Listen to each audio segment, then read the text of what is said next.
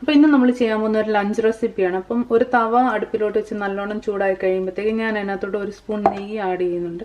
ഫ്രീസറിലിരുന്ന് അതുകൊണ്ട് ഫ്രിഡ്ജിലിരുന്ന് അതുകൊണ്ട് കട്ടിയായിട്ടിരിക്കുന്നത്. നിങ്ങൾ നോർമലായിട്ടുള്ള നെയ്യ് അതിനകത്തോട്ട് ചേർത്ത് കൊടുക്കുക. അത് നല്ലോണം ഒന്ന് ഉരുകി വരുമ്പോഴത്തേക്കും അതിനകത്തോട്ട്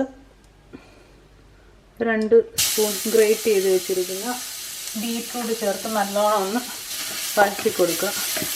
എൻ്റെ വീഡിയോസ് സ്ഥിരമായിട്ട് കാണുന്നവർക്കറിയാം, ഞാൻ ഉപ്പ് ഒട്ടും തന്നെ കുഞ്ഞിന് കൊടുക്കാറില്ല. 1 വയസ്സ് വരെ കൊടുക്കാൻ എനിക്ക് അങ്ങനെ പ്രത്യേകിച്ച് പ്ലാനൊന്നുമില്ല. അപ്പോൾ ഇതിപ്പോൾ പറയുകയാണെങ്കിൽ ബീറ്റ്റൂട്ട് വന്നിട്ട് നല്ല സ്വീറ്റാണ്, അതുകൊണ്ട് ഒട്ടും തന്നെ ഉപ്പൊന്നും ചേർക്കേണ്ട കാര്യമില്ല, അവർ കഴിച്ചോളും. ഇതിപ്പം നല്ലോണം തന്നെ വെന്ത് വന്നിട്ടുണ്ട്. നിങ്ങൾക്കിത് ഡ്രൈ ആയി പോകുന്നെന്ന് തോന്നുവാണെങ്കിൽ 2-3 ടേബിൾ സ്പൂൺ അല്ലെ ടീസ്പൂണിനകത്ത് ഇച്ചിരി വെള്ളം കൂടെ ചേർത്തിട്ട് നല്ലോണം വേവിച്ചെടുക്കാം. വേണമെങ്കിൽ അടച്ചു വെച്ചും കൂടെ വേവിച്ചെടുക്കാം. ഇനി ഇതിപ്പോൾ റെഡി ആയിട്ടുണ്ട്.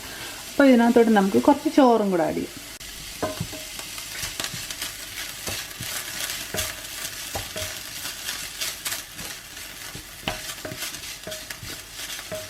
നല്ലോണം ഒന്ന് മിക്സ് ചെയ്തിട്ടെടുക്കാം.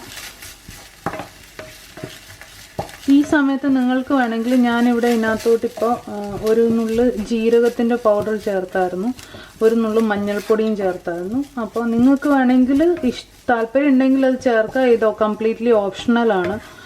അപ്പോൾ ഇറ്റ്സ് അപ് ടു യു. ഇതെല്ലാം നല്ലോണം മിക്സ് ആയതിനു ശേഷം നമുക്കൊരു 1 മിനിറ്റ് ഇതിനൊന്ന് അടച്ചു വെച്ച് കഴിക്കും. അപ്പോൾ ഇത് റെഡി ആയിട്ടുണ്ട്. നിങ്ങൾക്ക് മോയ്സ്ചറിന് വേണ്ടിയിട്ട് ആവശ്യത്തിനുള്ള വെള്ളം ചേർത്തിട്ട് ഇത് അടച്ചു വെച്ച് വേവിക്കാവുന്നതാണ്. പിന്നെന്താണ് പറയാനുള്ളത്, ഇപ്പം നിങ്ങളുടെ കുഞ്ഞിന് ഈ ഗ്രേറ്റ് ചെയ്ത് കഴിക്കാൻ പറ്റുന്നില്ല എന്ന് തോന്നുവാണെങ്കിൽ ഇത് തന്നെ നിങ്ങൾക്ക് ജസ്റ്റ് ഒന്ന് പ്യൂരി പോലെ ആക്കിയിട്ട് അത് വേവിച്ചിട്ട് അതിനകത്തേക്ക് ചോറിട്ടാലും മതി. ഇതിപ്പം മോനിപ്പം 11 മന്ത്സ് ആവണം ഇനി ഒരു 2-3 ദിവസത്തിൽ. അപ്പോൾ അവൻ ഓക്കെയാണ് ഈ ഒരു കൺസിസ്റ്റൻസി കഴിക്കാൻ വേണ്ടിയിട്ട്. So it's ready.